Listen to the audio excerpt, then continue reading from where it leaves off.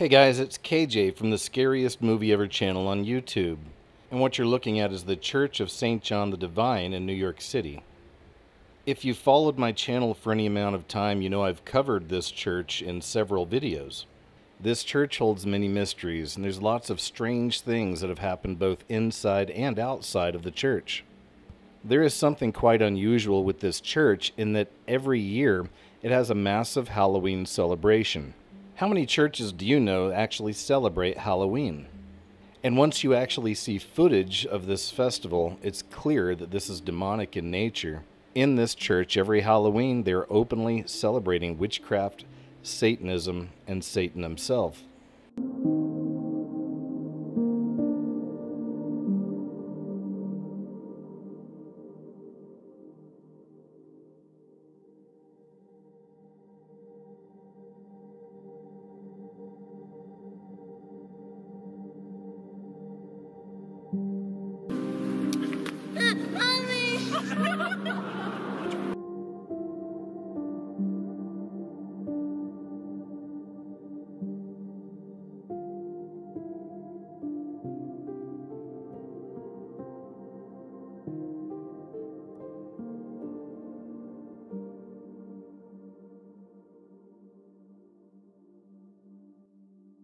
So of course it seems very strange that a Christian church would hold such an event every year on the most satanic holiday of all holidays. Even stranger still, within this church, they celebrate the solstices. And it's clear from both the New Testament and surviving accounts of Romans and Christians that pagan Rome was not a good place to be a Christian prior to Constantine the Great's conversion. Christians were routinely rounded up, arrested, tortured, and then murdered in a variety of creatively grisly fashions. Rome really knew how to turn pain, fear, and death into a spectacle that simultaneously entertained a bloodthirsty crowd, but also caused them to cow down into submission. As such, Christians had to be careful how and when they worshipped. For much of its early life, the Christian religion essentially existed underground. As the Romans were worshiping their pagan gods, Christians had no intention of not celebrating Christ's birth, death, and resurrection. The average Christian living in what was essentially hostile territory, however, recognized the need for discretion. So they chose to have Christian celebrations around the same time as pagan holidays. No one would question another family who was feasting or making merry around the winter solstice. Most of Rome was doing the same. As such, Christians who were celebrating Christmas instead of Saturnalia, or the birthday of the unconquerable sun, went unnoticed by Roman authorities or neighbors with a grudge. Even back then, they had a see something, say something scenario in place. Both pagans of old and neo-pagans tend to recognize that these solstices are actually about an exchange of power between gods, or the shifting of the god and goddess into a new form. Nature itself is worshipped. So these practices obviously are off limits to followers of Christ. Christians should not celebrate the solstice in the traditional pagan sense. Of course, there's nothing wrong with recognizing the significance of the date.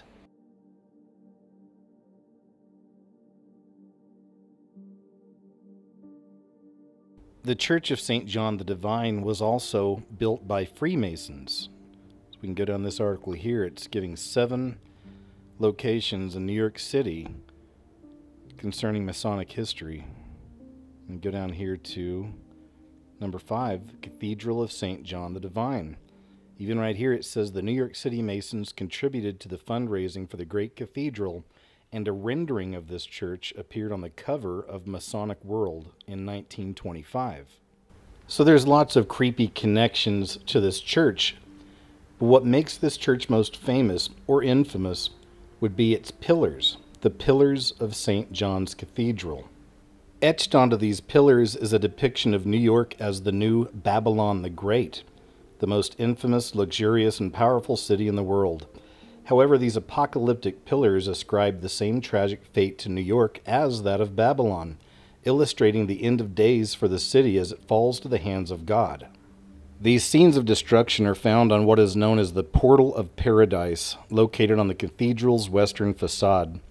Added by stone carver Simon Verity between the years 1988 to 1997, there are giant waves overtaking the city, cars and buses plummeting into the waters beneath them, And there's images of scorpions, snakes, and skulls coming from a pit, and people running in chaos below the stock exchange.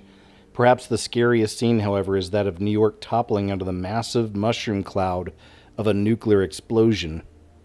Seeing how this building was constructed by Freemasons, it should come as no surprise we have a representative of the all-seeing eye.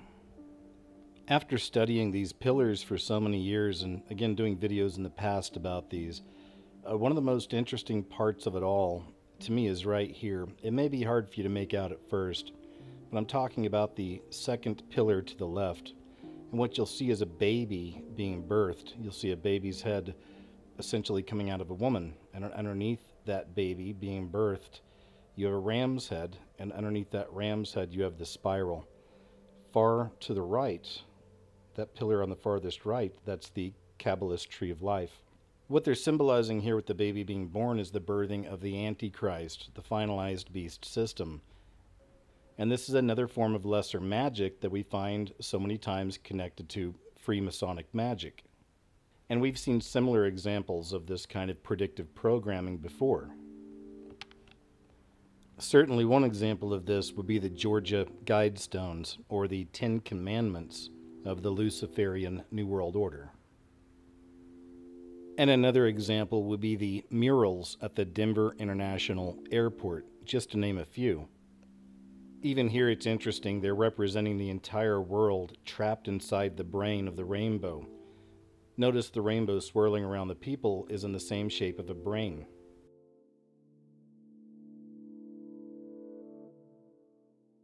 This is all about the hive mind of the beast system, the rainbow being one of their symbols. It's also worth mentioning the lesser magic on our money. They put their plans on paper and they called it money. If you weren't already aware, money itself is a form of lesser magic and predictive programming. Both 9/11 and the Oklahoma City bombing were both placed on money before the events. Just a few years ago, when they released the new $100 bill, it didn't take people long to figure out that on that $100 bill you could see the destruction of New York City, specifically by a tsunami created by a nuclear explosion.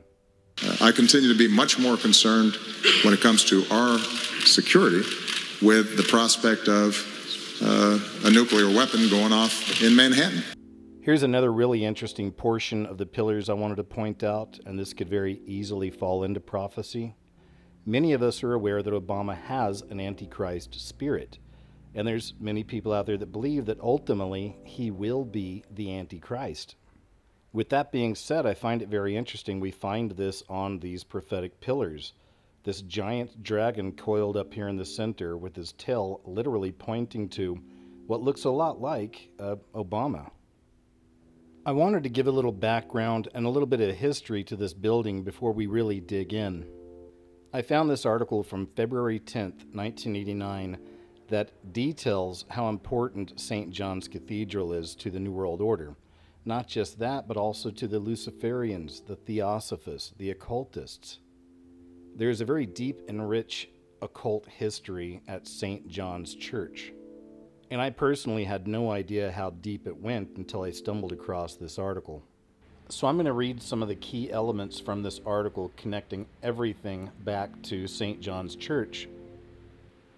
Then after that, I'll show you some more recent information that connects all of these threads together.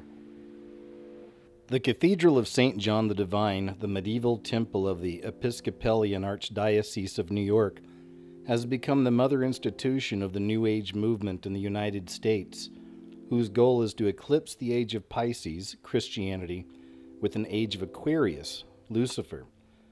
The presiding bishop of the cathedral, Bishop Paul Monroe, whose family is heir to the Nabisco Company fortune, has been in the forefront of creating this satanic New World Order since at least the late 1950s when, as a priest in Indianapolis, Indiana, he gave the People's Temple cult over to Jim Jones.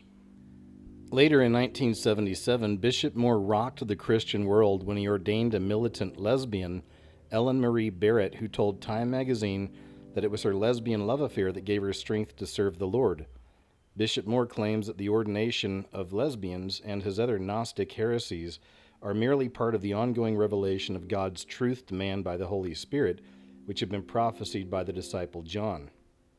With this dissembling rationale, Bishop Moore had transformed the Cathedral of St. John the Divine into a Gnostic stronghold for such organizations as the Lucis Trust, founded in 1922 by Alice Bailey, a disciple of Theosophist Madame Helena Blavatsky.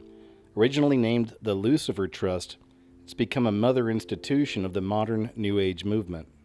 The Temple of Understanding, which is headquartered at the cathedral under its president, the Very Reverend Dean James Parks Morton, Dean of the Cathedral. It has turned the cathedral into a harbor for Gnostic religions ranging from Tibetan Buddhism to Sufi Freemasonry. The medieval village of Lindisfarne, New York, which is said to be a model for the New Age lifestyle once the earth has been purified of its billion non-white souls. There is also a special ministry created for Sufi Freemasons who were a historical deployment against the Arab Renaissance, and whose modern-day cathedral affiliates have been linked to the assassination of Egyptian President Anwar Sadat. Also the creation of the Zen Center, which teaches meditation to the elite of the liberal establishment. Gay and lesbian organizations included as well, which seek to legitimize their sin by arguing that the beloved disciple John had a homosexual affair with Christ, or else by creating mother goddess religions in the cathedral's crypts. A medieval chivalric order known as the Most Venerable Order of the Hospital of St. John, which under the direction of the Duke of Gloucester of the British royal family, has included the Episcopagan American establishment in such Gnostic evil as the necessity to spread Shiite fundamentalism under the Ayatollah Khomeini in Iran, because the Shah had sinned by trying to industrialize his nation. The serried ranks of the dead among Jim Jones' People's Temple cult, who had consumed cyanide-laced Kool-Aid on orders from Jones, are merely the more public casualties of the age of Aquarius, when those bearing the mark of the beast, 666, are to be unleashed upon the earth once again. Throughout the United States, the Satanic New Age movement has grown to become a major threat to the Judeo-Christian tradition upon which our republic was founded. There is a national security dimension to the growth of the New Age movement. Starting in 1982, Bishop Moore returned from the Soviet Union to warn that unless the Anglo-American establishment carried out appeasement of the Soviets, the Russians would launch a thermonuclear first strike. Moore, who entered the 1970s, quote, peace movement by visiting with the Viet Cong-controlled underground peace movement in Vietnam, had by 1983 joined with the Pro-Terrorist Institute for Policy Studies and the USA-Canada Institute of the USSR Academy of Sciences to mobilize the American peace movement to stop the Strategic Defense Initiative. 30 top Soviet intelligence officers who were joined by Bishop Moore gave marching orders to the American peace leadership to this effect in Minneapolis, Minnesota in 1983. Last February, the Cathedral of St. John the Divine hosted a February Fling, sponsored by the Temple of Understanding, which brought together top Soviet officials to meet with their counterparts in the West. Through Friar Louis Dolan, who travels to the USSR every 6 weeks to get marching orders from officials of the CPSU, International Department-controlled Soviet Peace Center, the Temple of Understanding overlaps the Center for Soviet-American Dialogue, which is involved in extensive exchanges whose purpose is to remove the enemy image of the USSR and begin an evil empire. Spokesmen for the Lucis Trust believe that Mikhail Gorbachev may be the premier world leader in their externalized hierarchy, giving impetus to a plan for a new world order of Luciferian values and behavior. The Lucis Trust also carries out exchanges with the Soviet Union, where they believe triangle cells pray the great invocation for the coming age of Aquarius. These Luciferians welcome Gorbachev, who bears the mark of the beast on his forehead. The New Age movement's enthusiasm for Gorbachev is really no surprise. The roots of this movement date back to the 1870s, when Madame Helena Blavatsky was deployed by a combination of Black Hundreds forces that included the Okhrana, the Tsarist Secret Service, and the Russian Orthodox Church, to destroy Augustinian Christianity in the West through the creation of a satanic ideology known as Theosophy. As one Theosophical Society brochure made clear, its goal was to oppose the materialism of science and every form of dogmatic theology, especially the Christian, which the chiefs of the society regard as particularly pernicious. The deployment of Madame Blavatsky into the West had been part of the same effort called the Dostoevsky Project by the theosophically inspired Frankfurt School, which led the Okhrana to unleash the Scottish Freemasonic forces of the liberal Alexander Kerensky and then the dark forces of the Bolsheviks.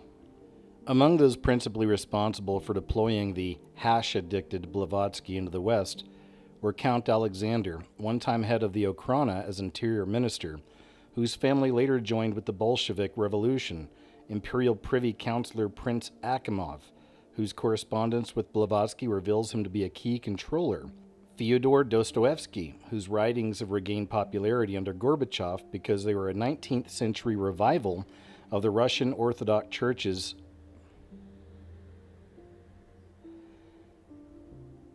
Fyodor Dostoevsky, whose writings had regained popularity under Gorbachev because they were a 19th century Fyodor Dostoevsky, whose writings have regained popularity under Gorbachev because they were a 19th century revival of the Russian Orthodox Church's blood and soil doctrine that Moscow would become the third and final Rome, and Mikhail Gorbachev propounded the doctrines of spiritualism that are being revived in Russia today, and who profiled Blavatsky as a modern princess of Isis. Tentacles of the Blavatsky deployment extended quickly through the West. The United States in 1873, Blavatsky traveled to the U.S., where, with the spiritualist Colonel Olcott, she founded the American Theosophical Society, whose headquarters became Pasadena, California. Colonel Olcott had been involved in seances at this time on a farm in Chittenden, Vermont, with Mary Baker Eddy, who founded Christian Science as coextensive with Theosophy. Later, Olcott accompanied Blavatsky to India, which became the spiritual center of their cult. In 1883, Blavatsky's disciple Annie Besant, who later assumed Blavatsky's mantle as High Priestess of Theosophy, was a co-founder of the British Fabian Society, together with Gnostic Christians and spiritualists. In the same year, Scottish noble Doug Douglas, who had sponsored Blavatsky as early as 1858 and given seances for the Tsar, returned to Great Britain, where with support of the Cecil family, he founded the Society for Psychical Research, whose members included Arthur Conan Doyle, Lord Balfour, Lord Bertrand Russell, John Dewey, and William James. Another branch off Theosophy was the explicitly Satanist Aleister Crowley's Order of the Golden Dawn, which overlapped the predominantly Anglo-American Ordo Templi Orientis and the Thule Society in Munich, which gave birth to the Nazi Party through the good offices of Houston Stewart Chamberlain, Karl Hasshofer, Rudolf Hess, and Wagner Criss. Alice Bailey was the founder in 1920 of the Lucifer Trust, which represented a combination of Gnostic Christianity with Blavatsky's Theosophy. Bailey's Gnostic doctrine transformed God into Nietzschean will, while Christ is considered by them merely a lowly part of the many ascended masters who form a hierarchy that is eventually to be externalized to carry out a plan for a new world order that is otherwise known to Bailey's disciples as the Age of Aquarius or the Age of the Maitreya.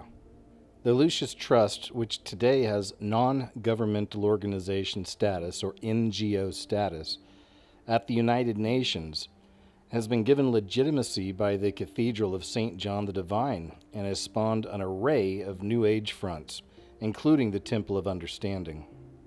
Born in Britain, Alice was raised an Episcopalian before separating from her first husband, a drunken missionary to the United States who would beat her frequently.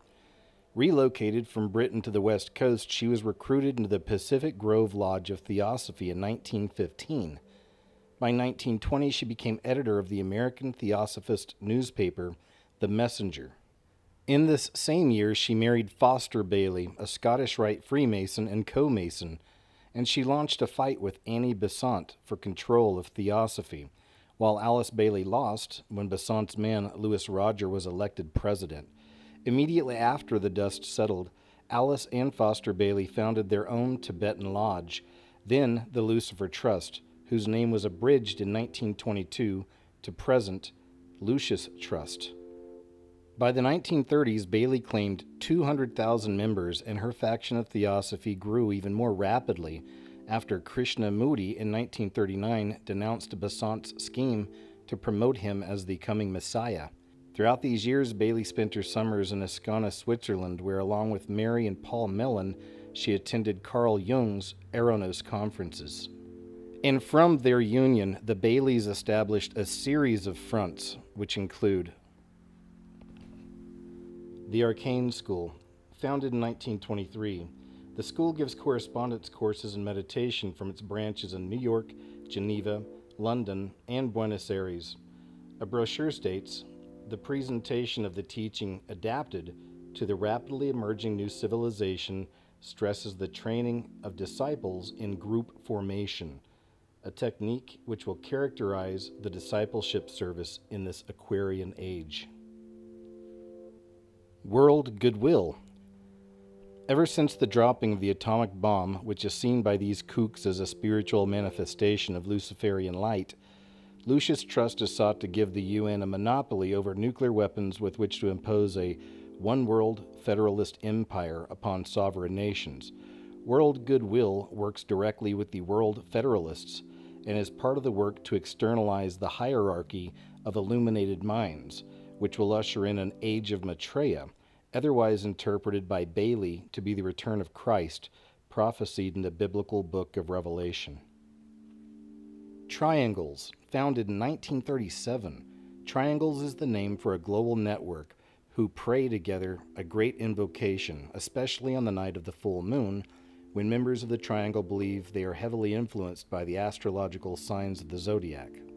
Findhorn. This is the sacred community of the New Age movement based in Great Britain.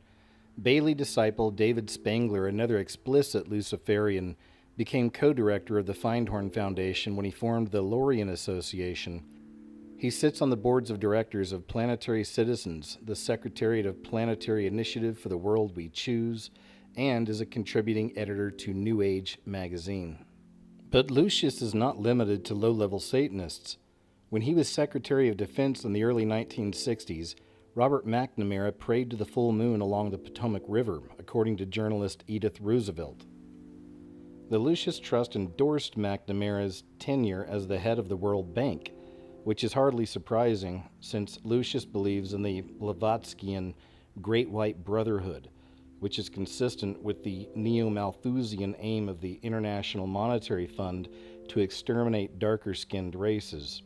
Not only does Bailey explicitly seek to destroy the nation-state, which she equates with the idealism of the age of Pisces, but in her 1954 work, Education in a New Age, she also endorses Nazi eugenics and sex hygiene to purify the race. The Lucis Trust in 1963 founded a more distanced front group, the Temple of Understanding, which also has NGO status and worked out of the United Nations premises directly, until in 1984 it shifted its headquarters to the Cathedral of St. John the Divine in New York City.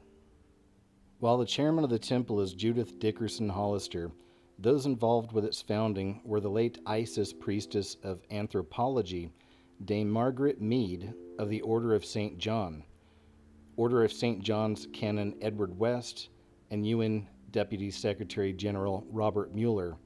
The Temple of Understanding went dormant for several years after a major expose by Edith Roosevelt. The temple was then revived at the Cathedral of St. John the Divine in 1984 at a ceremony presided over by Bishop Paul Moore and the Dalai Lama. Recent activities of the temple include the Global Forum of Spiritual and Parliamentary Leaders on Human Survival, held in Oxford, England, April 11th through the 15th, 1988.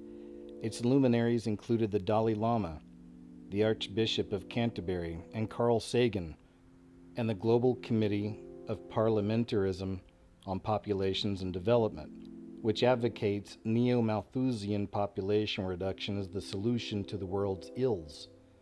In January 1990, the Oxford Global Forum will be followed by a Temple of Understanding event in Moscow, which is being sponsored by the Russian Orthodox Church, the Supreme Soviet, and the Soviet Academy of Sciences.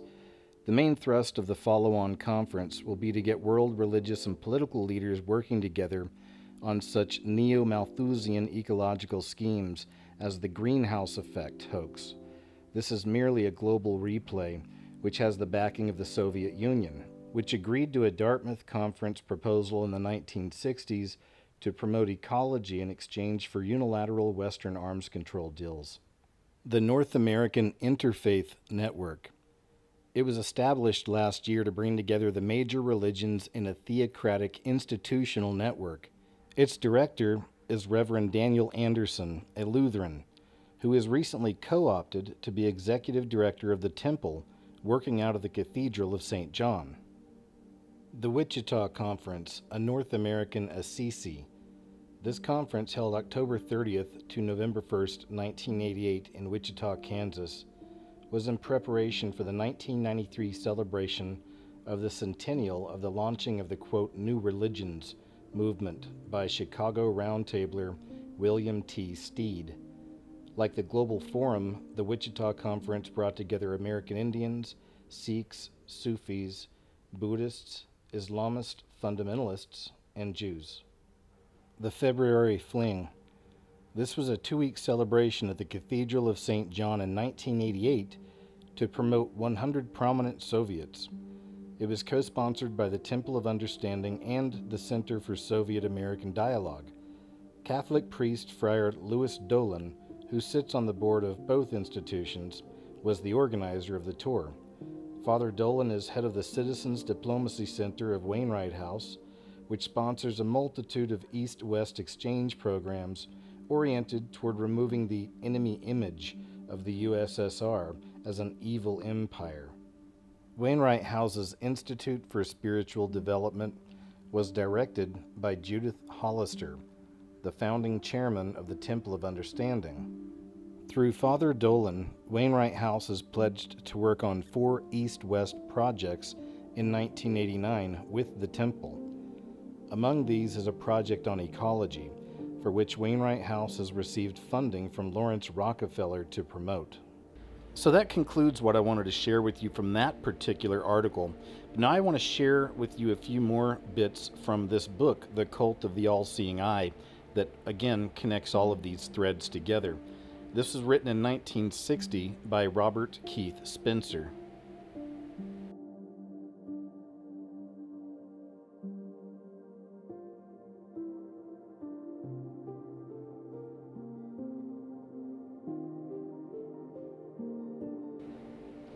A temple will be erected in Washington, D.C. for the citizen of the world to develop universal understanding in place of his national limitations. The futuristic building, characterized as a spiritual United Nations, will be a symbol of the brotherhood and sisterhood of mankind, according to the brochure issued from Temple Headquarters, Greenwich, Connecticut. A wing of this modern-day Tower of Babel will be accorded to each of the 6 international faiths: Hinduism, Judaism, Buddhism, Confucianism, Christianity, and Islam. The symbolism planned for the building dates back to the black magic practiced by the high priests of ancient Egypt. The building will contain a giant eye, a circular pool of water which reflects light beamed onto it by a dome faceted to resemble a many-colored diamond. In New York, the Friends of the Meditation Room have long met regularly in the United Nations Meditation Room. On April 24, 1957, when the Meditation Room was reopened, the late Dag Hammarskjöld, UN Secretary General, described this pagan stone as an altar to universal religion. The altar is the symbol of the God of all, he said.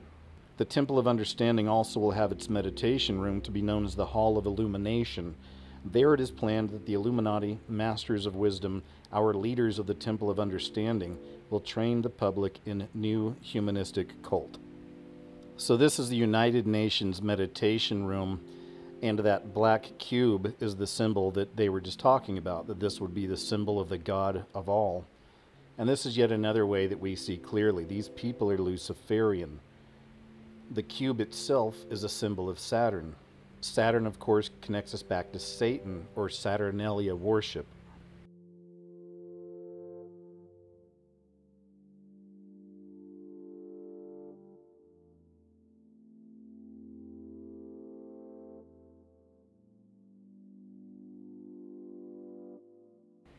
I really find it fascinating, all of the strange things that we find surrounding this church in New York City, St. John's. We really are at a time right now where everything is being revealed. So I'll leave you with that for now, guys. As always, thank you so much for checking out my video. I hope you're taking care of yourselves out there, and stay tuned. I'll be back soon with more.